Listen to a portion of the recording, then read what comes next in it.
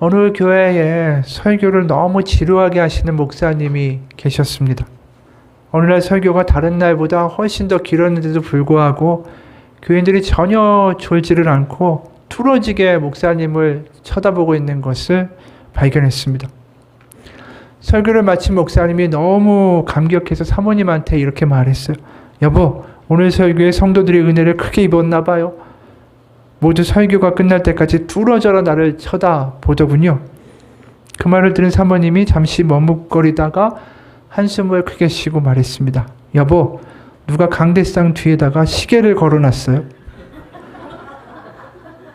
우스갯소리지만 이 이야기를 보면서 그런 생각이 들었어요. 설교가 지루해서 시계를 보기도 하지만 우리가 기도하면서 시계 보게 될 때가 많지 않습니까? 1시간의 기도가 10분처럼 느껴진다라고 말하는 분도 있지만 많은 경우들이 참 오래 기도한 것 같은데 시계 보면 10분밖에 안 지나 있다. 이런 얘기 하시는 분들이 참 많아요. 그리고 또 기도의 내용들도 그제 한 기도, 어제 한 기도, 오늘 하는 기도 다 비슷비슷하다 보니까 이 중복되다 보니까 기도 생활에서도 어느 순간에 이제 권태로움에 빠지는 경우들도 참 많이 보게 됩니다. 그러다 보니까 누군가 나는 기도를 하루에 3시간씩 해. 이런 이야기 딱 들으면 갑자기 마음 가운데 뭔가 이 부담감을 느끼고 자기가 삼류 크리스찬이 된 것 같이 느껴지는 일들도 허다하다라는 것이죠. 다들 기도는 해야 된다는 생각은 하는데 기도가 부담감이나 의무감처럼 느껴질 때가 참 많죠. 어떻게 기도를 우리가 지루하지 않게 할 수 있을까? 어떻게 해야 우리가 기도를 해야 된다는 의무감이나 하지 못하는 죄책감에서 벗어나서 기도라는 것을 맛보게 될까? 오늘 시편 86편의 다윗의 기도를 살펴보면서 그 답들을 한번 찾아보고자 합니다. 오늘 시편에서 다윗이 처한 상황은 굉장히 어려운 상황입니다. 몇 개의 구절을 보면 아주 역력하게 드러나죠. 1절 여호와여 나는 가난하고 궁핍하오니 7절 나의 환난 날에 내가 주께 부르짖으리니 14절에는 아주 더 분명하게 이야기를 합니다. 교만한 자들이 일어나 나를 치고 포악한 자의 무리가 내 영혼을 찾아 싸우며 이 내 영혼을 찾았다라는 것은 나를 죽이려 든다라는 뜻이에요. 직역하면. 아주 절박한 상황 아닙니까? 가진 건 없고 막을 수 있는 방법과 수단은 없는데 이 적들은 자신의 목숨을 너무나도 위협하고 있는 상황. 다윗이 하나님께 기도할 수밖에 없는 거죠. 종일토록. 근데 이 다윗의 입장이 사실 그렇게 멀게만 느껴지는 것도 아닙니다. 우리가 기도의 1절을 보면서 우리도 마찬가지다라는 생각이 들지 않습니까? 우리도 경제적으로 가난하고 궁핍한 상황에 있지 않습니까? 14절처럼 우리에게도 나를 괴롭히고 무시하고 나의 마음을 힘들게 하는 누군가가 있지 않습니까? 그럴 때 우리도 기도하게 되죠. 어려우니까. 하나님 아버지 너무 어렵습니다. 경제적으로 너무 쪼들립니다. 하나님 도와주세요. 아니면 하나님 저를 괴롭히는 저 사람 때문에 제가 너무 힘듭니다. 그 사람 생각 때문에 분이 나고 밤에 잠도 못 자고 하나님 도와주세요. 이렇게 당연히 우리도 기도할 거예요. 다윗처럼. 근데 여기서 차이가 하나 있는 건 이 다윗은 그런 기도를 17개나 되는 절 속에 길게 기도를 하고 있다라는 거죠. 근데 우리는 아주 어려운 상황에 부딪혀도요. 이렇게 길게 기도 못해요. 하나님 도와주세요. 하나님 어려워요. 그러고 나면 뭘 어떻게 기도해야 될지를 우리는 참 모르겠다라는 말이죠. 도대체 다윗은 이런 상황에서 어떻게 이렇게 기도를 길게 그렇게 풀어가고 있을까? 그의 기도에는 2가지의 뚜렷한 특징이 있어요. 이 특징이 그의 기도를 풍성하게 만들고 그가 기도를 이렇게 길게 또 할 수 있는 능력의 근원이 될 것입니다. 첫 번째 특징은 뭐냐 하면 그의 기도에는 나와 당신, 다시 말해서 1인칭 나와 2인칭 당신이라는 관계가 굉장히 뚜렷해요. 그러니까 하나님을 당신이라고 지칭하고 있다는 거죠. 우리가 이런 생각할 수 있습니다. 하나님을 어떻게 일개 인간이 당신이라고 2인칭으로 감히 부를 수가 있는가? 사실 구약 시대에도 하나님을 당신이라고 부르는 거 이거 굉장히 위험한 일입니다. 왜냐하면 우리가 출애굽기 20장 7절에 보면 10계명 중에 3번째 계명이죠. 너는 내 하나님의 이름을 망령되게 부르지 말라. 여호와는 그의 이름을 망령되게 부르는 자를 죄 없다 하지 아니하리라. 그래서 실제로 유대인들이 여호와라는 하나님의 이름이죠. 이것을 신성 사문자 테트라그라마톤이라고 불러가지고 라틴어죠. 함부로 발음하는 것조차 허락이 안 됐어요. 그래서 성경을 읽을 때 보면 여호와라는 말이 나오잖아요. 그럼 그 부분을 아도나이, 주라는 히브리어요. 그 단어로 대체해서 부를 정도였습니다. 그래서 서기관들이 성경 두루마기를 또 달리 이제 한 권 더 제작할 때에 이제 필사하면서 베끼잖아요. 베끼다가 여호와라는 글자가 딱 나오면은 거기서 멈추고 목욕을 하고 기도하고 그러고 와가지고 여호와라는 글자를 적어갈 정도였습니다. 근데 지금 그 하나님을 다윗이 당신이라고 부르는데 그게 한두 번도 아니에요. 하나님은 2인칭 대명사, 영어로 유죠, 유. I하고 유라고 6번이나 지칭을 합니다. 그리고 2인칭 전미사를 써서 당신의 이렇게 해서 유어라는 그 소유격으로 해서 23군데나 불러요. 그러니까 예를 들어서 10절에 보면 무릇 주는 위대하사 기이한 일들을 행하시오니 주만이 하나님이시니이다. 한글 성경에서는 이걸 좀 미화해서 번역한 거죠. 직역하게 되면 이렇게 말하고 있는 거예요. 당신은 위대하시며 놀라운 일을 이루니 당신만이 홀로 하나님이십니다. 2인칭 대명사를 사용하고 있다라는 거죠. 그러니까 이게 어떤 말을 하는 것이냐 하면 하나님이 저 멀리 있는 하나님, 저 나하고 거리가 멀리 있는 하나님이 아니라 바로 내 면전에서 나와 독대하고 있는 1대1로 마주보고 있는 바로 하나님 당신이라고 느끼고 있다라는 것이죠. 유대인 철학자 마틴 부버라는 사람이 있습니다. 이 사람이 1914년도에 독일인 헤이라 목사님이라는 분하고 이제 만남을 가지게 돼요. 헤이라 목사님이 먼저 이제 베를린에 살고 있던 부버를 찾아왔고 같이 이제 이야기를 나누고 나서 이 목사님을 역으로 다시 이제 전송하기 위해서 두 사람이 이제 길을 나섭니다. 그러다가 도중에 이제 검은 길이라고 별명이 붙은 석탄가루가 아주 까맣게 깔려 있는 그 길에 이르게 되죠. 근데 이 목사님이 갑자기 발걸음을 멈추고 화제를 바꿔서 이 마틴 부버에게 이렇게 물었습니다. 우리에게 각자 유대교, 기독교라는 종교적인 이념도 중요하지만 신앙이 더 중요하다고 생각합니다. 당신도 하나님을 믿으시지요? 이 돌발적인 질문에 이 마틴 부버가 당황했어요. 물론 믿습니다 하고 그 순간을 모면했지만 마음에 뭔가 깨름직한 거예요. 어쨌든 그 둘은 결국 기차역까지 이야기를 나누면서 갔고 돌아오는데 이 부부의 마음속에 계속해서 뭔가 맴도는 것입니다. 그래서 헤이라 목사님을 기차에 태워서 보내고 돌아오는 길에도 당신 하나님을 믿습니까? 라고 한 그 질문이 마음을 찔렀어요. 무언가 그 대답이 거짓말 같다라는 생각, 자책이 드는 거예요. 그래서 다시 헤이라 목사님이 그 질문을 하던 그 검은 길, 석탄재가 깔려있던 그 길에 돌아왔을 때 거기에 멈추어서서 더 걸어가지 못했어요. 그러면서 마틴 부버가 스스로에게 이렇게 말했습니다. 왜 나의 신앙은 이 모양인가? 믿느냐라고 물으면 자신에게 믿는다라고 말할 수 없고 그렇다고 해서 안 믿는 것도 아니고 왜 내 이 신앙은 이 모양 이 꼴인가? 내가 이 문제를 풀기 전까지는 여기서 움직이지 않겠다. 그런 생각에 빠져 있을 때 호련히 그의 마음을 스쳐가는 깨달음이 하나 있었습니다. 그건 뭐냐 하면 자신의 신앙의 문제는 하나님을 바로 3인칭, 그분으로 알고 있기 때문이라는 거예요. 하나님은 3인칭으로 알 뿐이 아니라, 그러니까 알아야 할 대상이 아니라 2인칭으로 알아야 한다라는 것을 알게 됐죠. 바꿔 말하면 성경에서 말하는 하나님이 무슨 하나님이 등장인물이나 역사 속에 나오는 어떤 주인공이 아니라 바로 2인칭으로 내가 대화하는 바로 상대방으로서의 당신으로서 하나님을 알아야 한다. 그런 만남이 있을 때, 만남의 신앙이 될 때야 비로소 믿는다라고 말할 수 있는 거다. 그걸 깨달은 거예요. 다윗이 지금 그 모습을 보여주고 있는 거죠.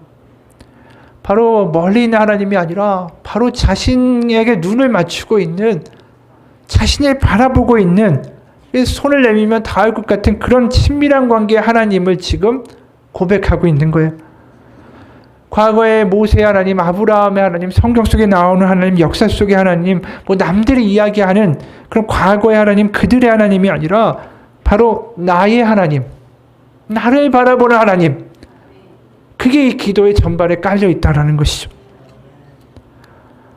그래서 이 시편을 보게 되면 또 다른 특징이 하나가 뭐냐면 나의 하나님이라고 부르는 대목, 그게 7번 나와요. 7이라는 숫자가 참 의미심장하죠. 나의 하나님이라는 거예요. 하나님, 당신과 나의 하나님. 그래서 14절에 보면 이렇게 기도하는 대목이 있습니다. 포악한 자들이 떼지어 내 목숨을 노리오니, 직역이에요. 그들은 당신을 안중에도 두지 않습니다. 이 다윗이 규정하는 포악한 자들은 뭐냐면 하나님을 2인칭, 당신으로 앞에 두고 친밀함 속에 살아가지 않는 자들이 포악한 자라고 이야기하는 거예요.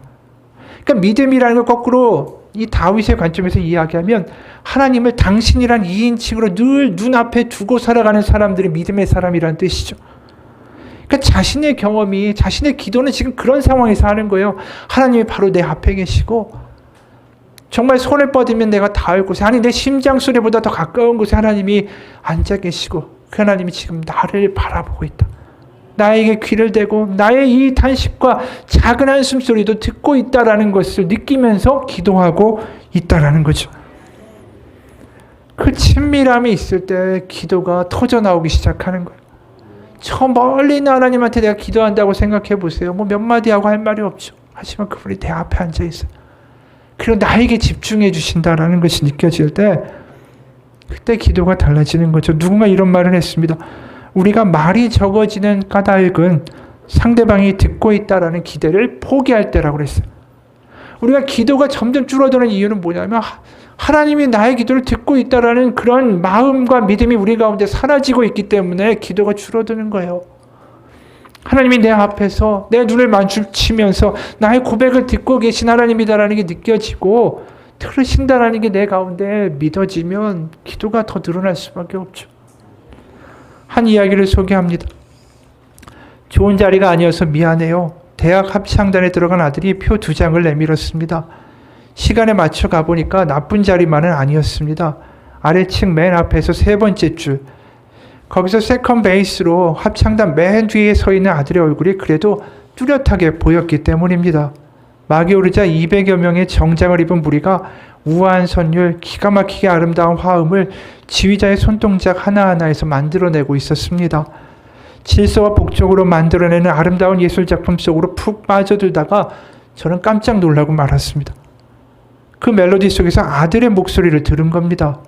처음에 집에서 연습할 때 귀에 익었던 목소리가 들리는 듯 하더니 이내 내 귀에는 온통 그 아이의 소리밖에 들리지 않는 겁니다. 가슴을 시원하게 하는 웅장한 소리 속에서도 탁탁 끊어지는 스타카토 속에서도 다정하고 부드러운 작은 목소리 속에서도 아들 혼자 부르는 것처럼 우리 아들의 목소리만 들렸습니다. 그렇게 눈물에 흘리며 기쁨에 취했다 보니까 2시간이 금세 지나가 버렸습니다. 그리고 그 감격은 나에게 또 다른 깨달음을 얻게 해줬습니다. 바로 마음에 있었던 의문 하나가 풀어진 것입니다. 보통 수준도 안 되는 그저 그런 성도인 나의 기도가 과연 하나님 앞에 연락될까? 라는 의심에 답을 얻은 거죠. 미천한 나도 아들을 사랑하기 때문에 그 많은 사람들의 소리 속에서도 아들의 목소리를 알아들을 수가 있었는데 자신의 생명으로 구원시켜 주실 만큼 나를 사랑하신다는 그분이 어떻게 내 목소리를 못 알아들으시겠습니까? 기쁨에 차서 드리는 기도, 부끄러워 작은 가슴으로 드리는 기도, 슬퍼서 이어갈 수도 없는 기도 소리, 모두 하나님 아버지의 귀에는 크게 들리실 겁니다. 맞아요. 믿음은 여기서 시작하는 거죠. 그분이 내 목소리를 들으신다. 내 앞에 계신, 너무나 가까이 계신 하나님이 느껴지고 그 하나님의 사랑의 눈길 가운데서 우리는 모든 것을 이야기할 수 있는 거죠. 그럼 그때부터 기도는 부담이 아니에요. 우리가 아는 시편 23편 너무 유명하지 않습니까? 안 믿는 사람들 다 알 정도로 여호와는 나의 목자시니 내게 부족함이 없으리로다. 그가 나를 푸른 풀밭에 누이시며 쉴 만한 물가로 인도하시는도다. 내 영혼을 소생시키시고 그의 이름을 위하여 의의 길로 인도하시는도다. 여기까지는 하나님을 다윗이 3인칭으로 이야기해요.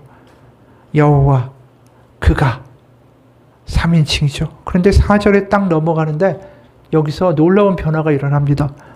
내가 사망의 음침한 골짜기로 다닐지라도 해를 두려워하지 않을 것은.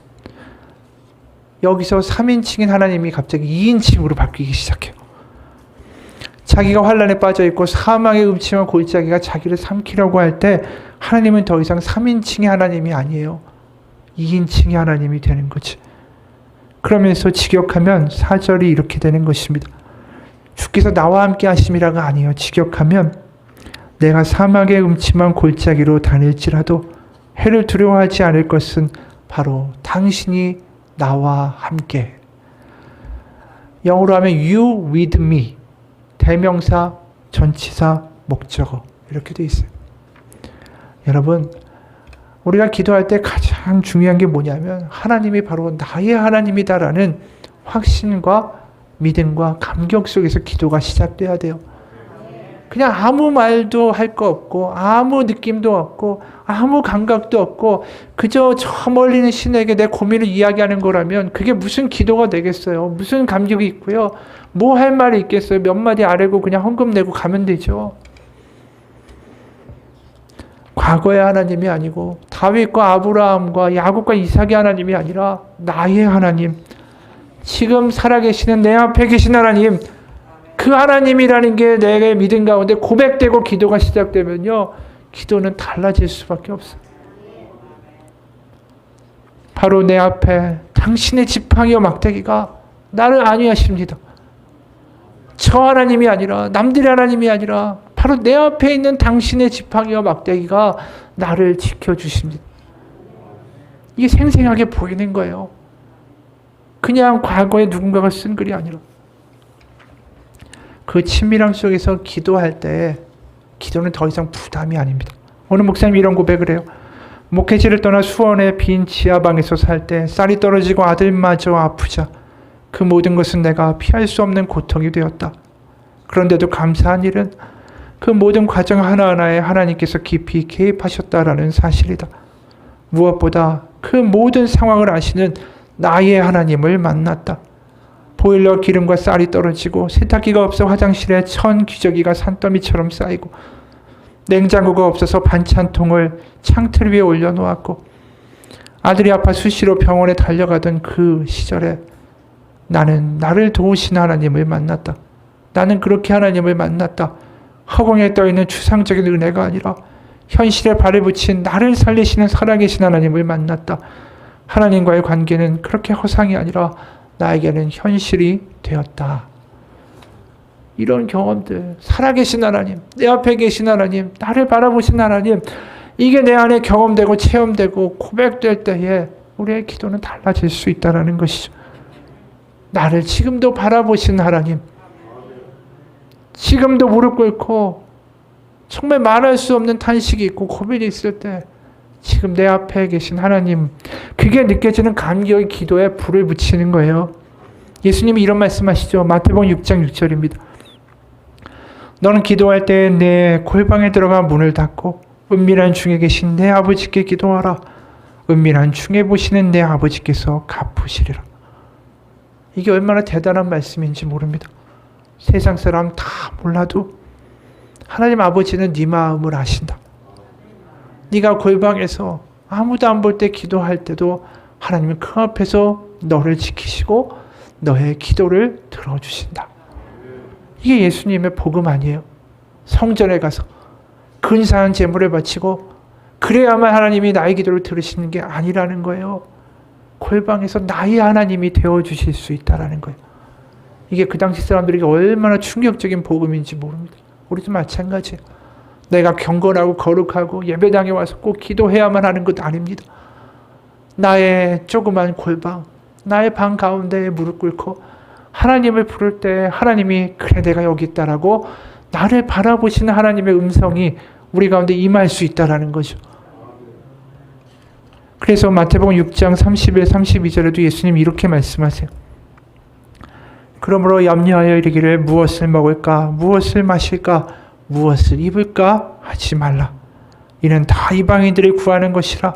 너희 하늘 아버지께서 이 모든 것이 너에게 있어야 할 줄을 아시느니라. 이 구절을 보면 이 걱정하는 게 이 믿음이 아니다. 불신앙이다. 그러니까 걱정하지 말아라. 믿음은 걱정하지 않는 것이다. 우리가 이렇게 해석하곤 하는데 거기에 초점이 맺혀져 있는 게 아니에요. 여기서 하시는 말씀은 뭐냐면 하나님이 내 하늘 아버지라는 것을 느끼는 그 친밀함이 믿음이라는 거죠. 그러니까 하나님이 내 아버지 되신다는 게 친밀하게 믿어지면 걱정은 자연스럽게 안 하게 돼 있는 거예요. 그러니까 믿음은 하나님과의 친밀함이에요. 아르헨티나의 후안 까를로스라는 목사님이 이분이 영국에 있는 링컨 교회라는 데 가서 예배를 드리게 됐습니다. 그 교회의 건물은 길이가 200m가 넘는 커다란 건물이었고 예배당 중앙에는 오르간이 있고 스테인글라스가 있고 너무나도 웅장하고 거룩한 분위기의 예배당이었어요.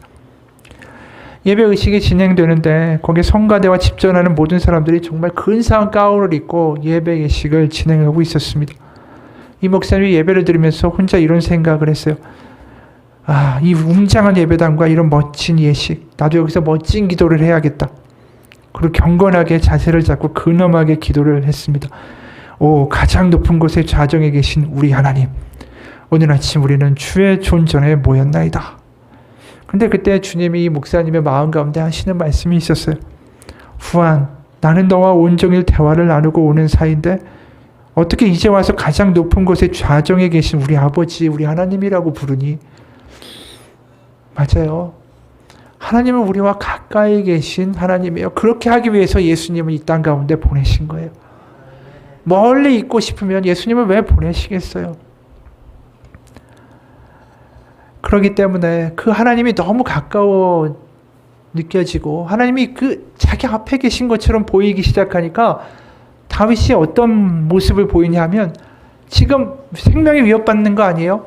그러면 우리 같으면 하나님 살려주세요. 살려주세요. 저 대적이 물러가게 해주세요.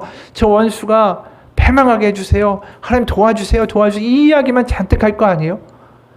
그런데 정작 그런 이야기는 좀 나오다가 갑자기 다른 쪽으로 기도가 흘러가요. 그게 8절부터 13절이에요. 직역하면 주여 신들 중에 그 누가 당신과 같으리까? 당신께서 하신 일을 어느 누가 하리까? 주여 당신이 만드신 모든 민족들이 모두 와서 예배드리고 당신의 이름을 찬양하리이다. 당신은 위대하시며 놀라운 일 이루시니 당신만이 홀로 하나님이시기 때문입니다. 주여 당신의 진리 가운데 걸을 수 있도록 당신의 길을 나에게 가르치소서. 당신의 이름을 경외하도록 온전한 한 마음을 허락하소서. 주 나의 하나님, 내 마음을 다하여 당신께 감사하며 당신의 이름을 영원히 높이리이다. 나를 향한 편치 않은 당신의 사랑이 너무나 크시며 무덤 깊은 곳에서 나의 목숨을 건지셨습니다. 이 이야기가 왜 튀어나올까요? 문제가 많은데 문제보다 어느 순간 하나님만 보이기 시작하는 거예요. 이 사람이. 지금의 문제에 매몰되는 게 아니라 자기를 바라보신 하나님에 대하여 매혹되고 있다는 거죠. 우리의 기도의 가장 큰 문제점이 뭐냐? 문제에 매몰된다는 거예요. 우리가 기도하면서 변화되는 건 뭐냐면 문제에서 매몰되는 게 아니라 하나님께 매혹되는 것으로 기도 가운데 변화가 일어난다는 거죠. 하나님의 살아계심, 하나님의 크심, 그분이 나의 아버지시다라는 사실이 이 다윗에게는 점점 감격으로 다가오기 시작한다라는 것입니다. 그게 지금 다윗이 보여주는 첫 번째 기도의 특징이에요. 다윗의 기도의 특징 두 번째는 뭐냐면 그가 기도 가운데 하나님이 어떤 분이신지를 정확하게 알고 고백하고 있다는 사실이에요. 실제로 오늘 이 시편을 보다 보면 한글 성경하고는 좀 다르게 번역되어야 하는 부분이 있어요. 뭐냐면 한글 성경에서는 번역하지 않는데 여기에는 이유나 까닭을 표시하는 접속사 키라는 히브리어가 들어있어요. 왜냐하면 까닭을 나타내는.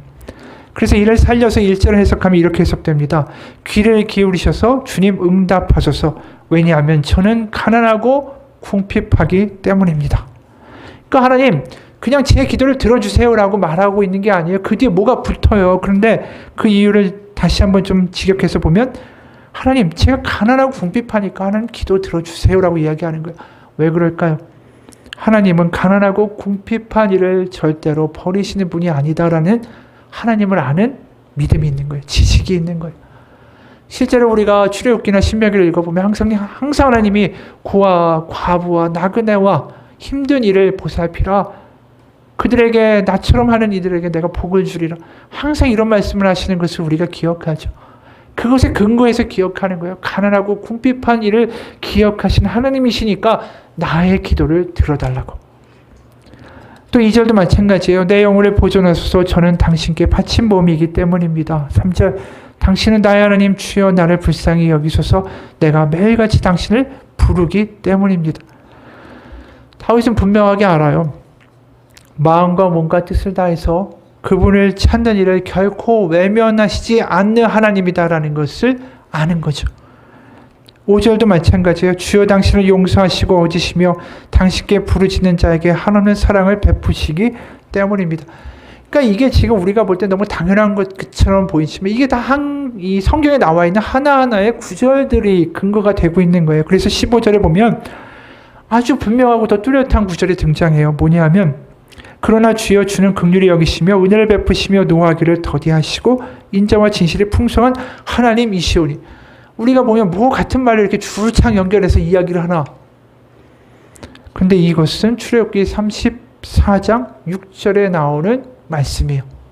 바로 하나님이 모세에게 나는 이런 하나님이야 라고 알려주신 구절이에요. 실제로 보면 여호와께서 그의 앞으로 모세 앞으로 지나시며 선포하시되 여호와라 여호와라 자비롭고 은혜롭고 노하기를 더디하고 인자와 진실이 많은 하나님이라. 지금 다윗이 출애굽기 34장 6절에 있는 말씀을 단어 하나 빼먹지 않고 그대로 지금 말하고 있는 거예요. 그러니까 여기서 굉장히 중요한 게 뭐냐면 지금 다윗이 하나님의 말씀을 묵상하고 있는 거예요. 계속. 그리고 그 말씀을 되뇌이면서 그게 기도로 연결되고 있는 거예요. 우리가 많은 경우에 기도할 때 말씀에 대한 중요성을 잃어버려요. 하나님이 어떠한 분이신지를 우리가 말씀 가운데 붙잡고 그런 하나님이니까 저에게 하나님 응답하소서라고 나아갈 때에 우리는 그 기도에 대한 확신이 생긴다라는 것이죠. 그리고 하나님이 어떠한 분이신지 말씀을 계속해서 우리가 집중하고 기억하려고 하는 순간에 내 마음을 점령하고 있던 문제가 점점 잊혀지고 뒤로 가기 시작해요. 계속해서 다윗이 만약에 원수 생각, 불평 생각, 두려움 생각만 했다면 그 다윗의 마음의 주인은 누가 될까요? 원수들이 되는 거예요. 기도하면서도 계속 걱정하고 있는 거예요. 그럼 그게 기도가 되겠어요? 지금 다윗의 특징은 뭐냐면 그 대적들에 대하여 고민하고 자꾸만 마음을 주는 대신에 하나님 말씀에 대해서 하나님 이런 분이시죠. 하나님 이런 분이십니다. 내 영혼에 자꾸만 선포하면서 기도하고 있다는 거죠. 그러니까 우리가 많은 경우에 이런 경험들을 해요. 이 미워하는 사람, 두려운 문제만을 자꾸만 고민하고 그것으로 내 마음을 채우는 경향들이 있어요. 아, 문제가 있으면 그렇게 되지 않습니까? 뭐 당연히 그렇게 되는 거 아니에요. 그럴 수 있는데 가만히 생각해 보면 그러다 보면 그 문제가 어느 순간 내 주인이 돼버려요. 앉으나 서나 자나 일어서나 그 문제 생각밖에 안 나요. 기도도 그 문제 가지고만 기도하고 있다고요. 제가 미국에서 한 대학원 박사과정의 형제하고 대화를 한 적이 있는데 그 형제의 지도 교수가 굉장히 좀 문제가 있는 사람이었어요. 자신의 말을 정말 종처럼 복종하지 않으면은 박사 논문 통과를 안 시켜주는 거예요. 그러다 보니까 이 형제가 마음이 너무 어렵죠. 박사 공부하러 벌써 5년이 지나서 이제 논문 쓰고 졸업해야 되는데 네가 내 말 안 들으면은 졸업 안 시켜준다고 하면 이 박사 학위가 날아가는 거 아니에요? 그러다 보니까 마음에 분노가 생기기 시작했어요. 그리고 미워하는 마음이 들기 시작하고 그러다 보니까 밥을 먹다가도 그 교수 생각밖에 안 나고 잠을 자다가도 그 교수 생각밖에 안 나서 막 부르르 떨고 일어나고 그 형제하고 대화를 하면서 이런 이야기를 했어요. 지금 당신의 마음의 주인이 누굽니까? 지금 그 사람 미워하는 순간에 그 사람이 형제의 마음을 가득 채우고 그 삶과 마음을 다 좌지우지하고 있는 거 아닙니까? 그 마음마저도 그 사람한테 내주는 게 얼마나 어리석고 억울한 일입니까? 내 마음의 주인마저도 그 사람이 돼버린다고 하면 그것만큼 억울한 일이 어디 있어요? 내 마음의 주인은 하나님이셔야 되지 않습니까? 자꾸만 그 사람 생각하는 대신에 하나님 생각하시고 금식하고 기도해 봅시다. 그리고 참 놀라운 일이 벌어진 게 뭐냐면 이 형제가 박사가 아닌데 유명 학술지에다가 논문을 냈어요. 뭐 교수나 박사 정도 돼야지 논문 받아주는 거 아니겠습니까? 근데 그 유명학술지에 논문이 채택되고 실려버리니까 그 교수가 이 학생을 박사를 주지 않을래야? 않을 수가 없는 거예요. 줘야 되는 상황이 벌어졌어요. 여러분, 우리가 문제에 매몰돼서 기도하지 말고요. 자꾸만 문제가 내 마음을 채우고 누가 미워하는 마음이 자꾸만 우리를 차오르기 시작하면 기도가 안 돼요. 문제 가지고 기도한다고 해도 한 10분 기도하면 그 다음에 기도가 안 돼요. 계속 그 생각만 드니까. 그럴 때 어떻게 해야 된다고요? 하나님이 이런 분이시죠. 하나님 이런 분 아닙니까? 하나님의 말씀을 가지고 와서 그 말씀을 가지고 기도하기 시작하면 어느 순간에 그 문제로부터 내가 벗어나게 되는 걸 경험하게 된다는 거예요. 문제나 원수의 생각으로 자꾸만 가는 생각의 물꼬를 터서 물꼬의 방향을 하나님께로 바꾸는 게 기도가 되어야 된다는 거죠. 그래서 우리가 보면 다윗도 자신의 문제를 가지고 자꾸만 기도하고 원수 생각만 했으면 기도의 대부분이 그 원수에 대한 묘사겠죠. 그런데 우리가 이미 본 것처럼 그가 하나님이 어떠한 분이신지를 더 말하고 있지 않습니까? 여러분, 우리가 어려우면 어려울수록 어떻게 해야 된다고요? 하나님이 어떤 분이신지를 더 깊게 생각하고 알아야 돼요. 그러니까 그게 살 길이에요. 우리가 많은 경우에 문제 해결을 문제 자체에서 찾으려고 하는데 문제 해결을 우리가 하나님이 어떤 분이신지를 더 알아갈 때에 해결될 수 있어요. 왜냐하면 하나님이 어떤 분이신지를 내가 믿어지기 시작하고 하나님이 어떤 분이신지가 나의 가운데 감격으로 다가오기 시작할 때에 감사와 기쁨이 회복되고 그게 살 길이고 더 깊은 기도로 우리가 갈 수 있게 됩니다. 어느 분이 그런 얘기를 해요. 아침에 예배드리고 기도하다 보면 내 문제와 걱정이 하나님보다 더 커 보일 때가 있어요. 그러면 저는 하나님이 제 문제보다 더 커 보이실 때까지 계속 기도하고 예배합니다. 이게 맞는 얘기 아니겠어요? 이 좀 다른 이야기지만 떨지 말자라고 정말 이 불안에 떨고 있는 강연자가 한 사람 있다고 칩시다. 그가 떨지 말아야지라는 생각에 집중하면 집중할수록 그 사람은 엄청 떨 수밖에 없어요. 그 생각이 거기에 묶여버리는 거예요. 그런데 그걸 해결하는 방법은 문제에 매몰되기보다는 하나님께 매혹되는 거예요.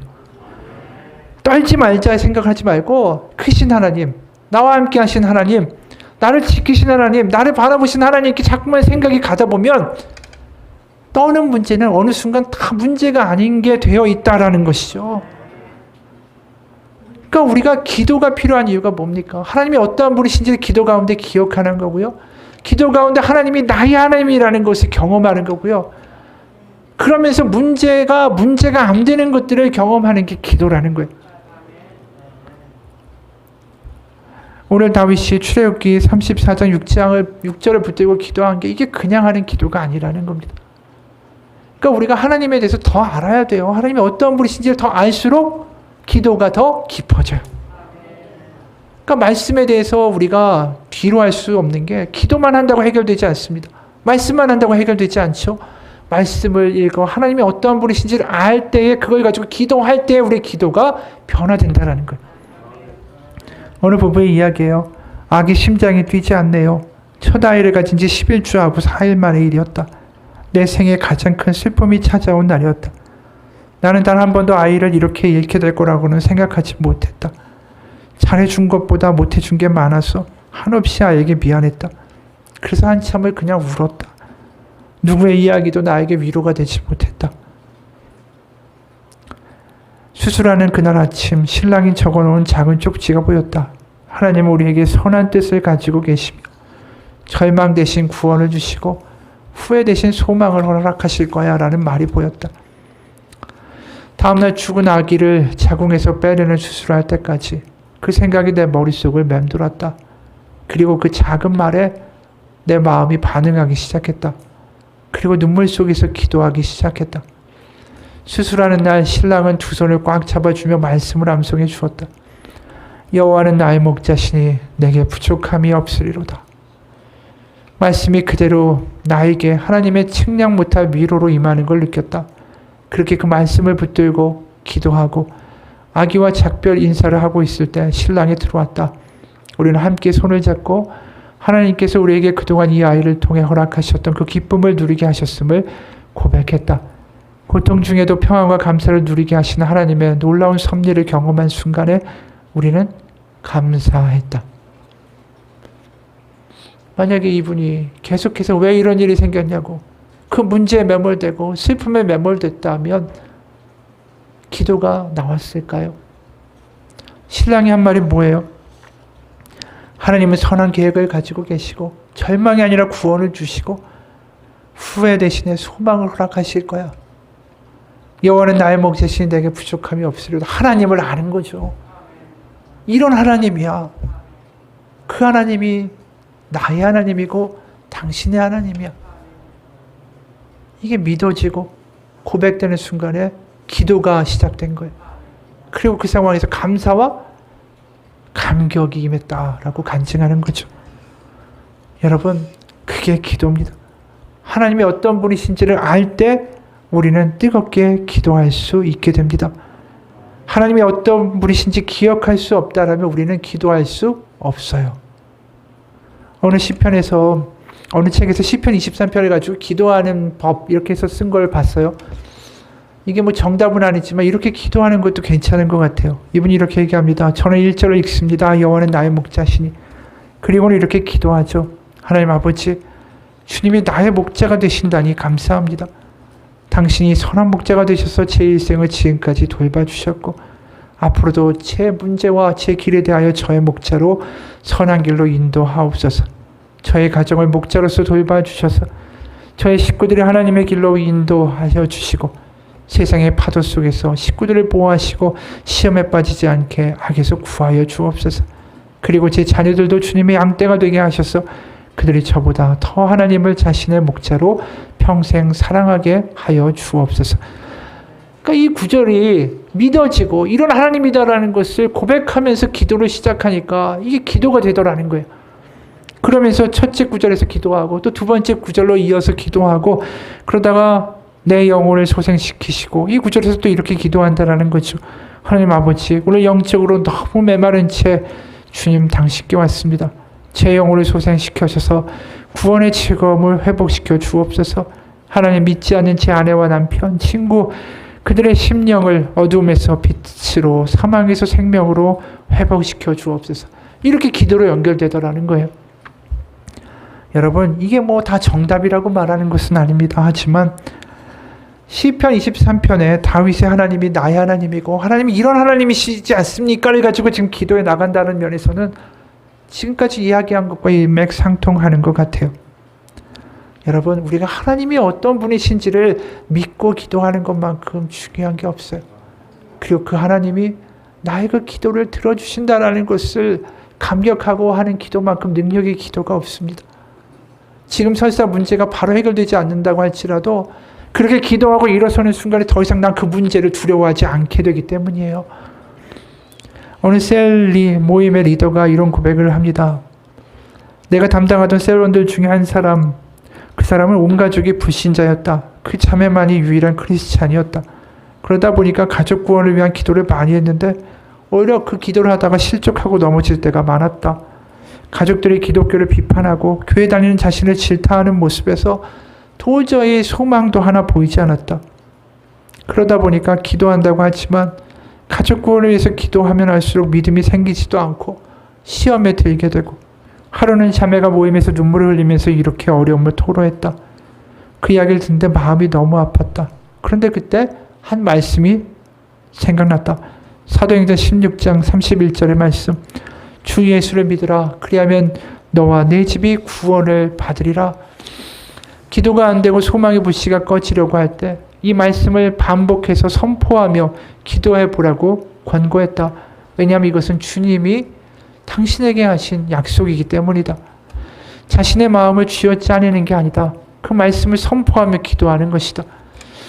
점점 자매의 얼굴이 한결 밝아지고 가벼워졌다.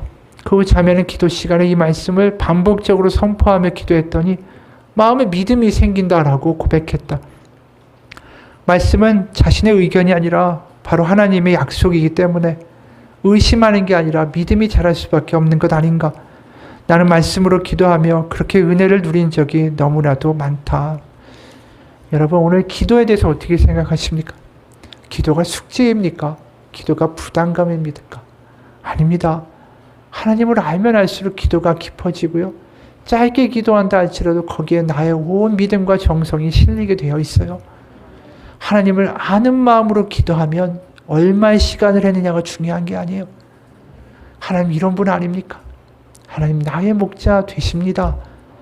그러니 지금 이 상황 가운데도 하나님 모든 걸 아시고 인도하심을 믿습니다. 믿음의 기도가 되죠. 그리고 그렇게 기도할 때 그 기도를 내 앞에서 귀 기울여 들어주시는 하나님을 내가 믿고 기도할 때에 그 기도 가운데 하나님이 우리 가운데 역사하시는 분명한 삶의 간증이 생기실 거라고 믿습니다. 친밀함을 회복하시고 하나님이 어떠한 분이신지를 더 알아가며 기도에 불을 붙이시고, 그래서 저 멀리 계신 하나님이 아니라 그 크신 하나님이 지금도 나를 바라보시고 나에게 귀를 기울이시는 나의 아버지심을 경험하는 은혜가 있으시기를 축원합니다. 그래서 아브라함과 이삭과 야곱의 하나님이 아니라 과거의 하나님이 아니라 지금 나의 하나님, 바로 나의 앞에 계신 하나님을 경험하고 간증하고 감격하는 인생 되시길 주님의 이름으로 축원합니다. 기도하겠습니다. 하나님 아버지, 우리의 기도는 그저 공중에 맴돌다가 땅으로 떨어지는 나의 독백이 아닙니다.